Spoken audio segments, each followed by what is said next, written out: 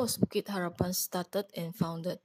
Bukit Harapan was registered using the Trustees Ordinance in November 1988, and then it started its first home in Keningau. After that, it went to Putatan, and finally it went to Jalan Sagalikas, and it was there for many years. 2007, we came to Jalan Tuaran Bypass, which will be our permanent home. This land was given by the state government. Please introduce about yourself and tell us how did you get involved in the center? Okay, I came to Sabah in 1995 for the first time for a holiday, and Sabah is really nice when you come for a holiday. Then in 1996, decided to come here to work, and I started working in Bukit Harapan instead of looking for a job outside. I started helping out in Bukit Harapan and working here, and after a while, you fall in love with the kids. When I first came to Bukit Harapan, I couldn't even come down to have meals with the kids. I was not used to it, but now it's like part of family. After 26 years, they are part of the family. What do you think about what has your mother, Datuk Anne Keyworth, done? I knew what she was doing, but I never experienced it until I came here. So in 1996, when I came here, then I saw how they were going to the class to be with them and all that. Yeah, she's still doing it to this day. I don't think I can ever follow in her footsteps because both of us are individuals. We do things differently. I can never do what she has done. I'm still a bit selfish. I cannot do all that. How many staff do you have now and what are their backgrounds? Currently, we have 15 full-time staff working in. They mostly the background is they come from the villages. We take them in and we give them on-the-job training. We used to have physiotherapists here, special educationists here, but working in Bukit Harapan is not like working in a normal place where you work for 8 hours and you go home. Here we stay, and when we work here, it's more for the love of the children, for their well-being. So it's not an easy job. And as those physiotherapists and specialists working here, we realized that we couldn't pay them what they deserve, and so they opted out. At the moment, we are also short of staff, but it's not easy to get workers nowadays who love and are compassionate with the children. When you work in Bukit Harapan, you do anything and everything that you know how to do. If you can drive, then you extra job, you're also a driver. But from cleaning to cooking, it's like that. It's like a home. So it's like your own house where you do what you do in your house. It's basically you do the same thing here. How many residents in the center now? What are their backgrounds? We have 41 residents now. The age range from 9 to 53 years old.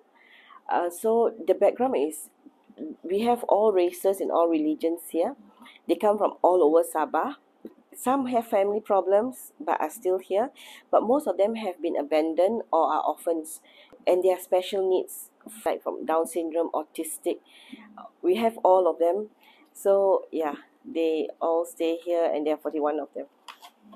Those who need special care, can you get some example? Like for example, we have one boy who is severely autistic.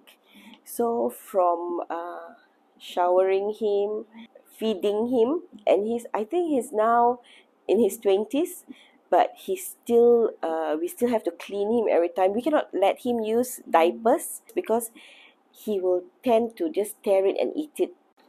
What are the routines activities in the center? Well, the kids wake up about 5:30, 6 o'clock, and then they have their breakfast. The breakfast here every day is oats. Yeah, sometimes we try to sneak in fried bihun or fried noodles. Then they will help clean up, wash the dishes and all. Then some of them will go to the class. Some of them will go to the garden. And some will remain helping with cutting of vegetables and all that.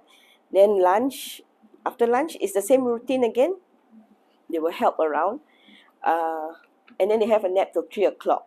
But basically the ones who go to class, they are being taught to read, write, sensory, very, very simple things because we do not have special educationists. So the routine is like that. Then dinner is at 6:30. After dinner, they will clean up again and then go to bed by 9 o'clock. And Saturday is the day they love the most, because Saturday is either movie night or karaoke. What are the challenges you are facing? The biggest challenge is actually finances. When it comes to food stuff, and any other help, I know who to call, where to get things like. But when it comes to finances, I've always been very difficult for me to like ask people for money. But we do have a few donors who will help us every month, and we have some donors who every now and then will get a group of friends to donate. But still, because there have not been any functions and all that, it's been really difficult to raise funds. They always say I look like my mum and I sound like my mum. Apart from that, I've never heard anything else. I'm not as daring as her. My mum might go and like approach somebody directly. I will do it in a gentle way. I entertain who I have to entertain, yeah. But I never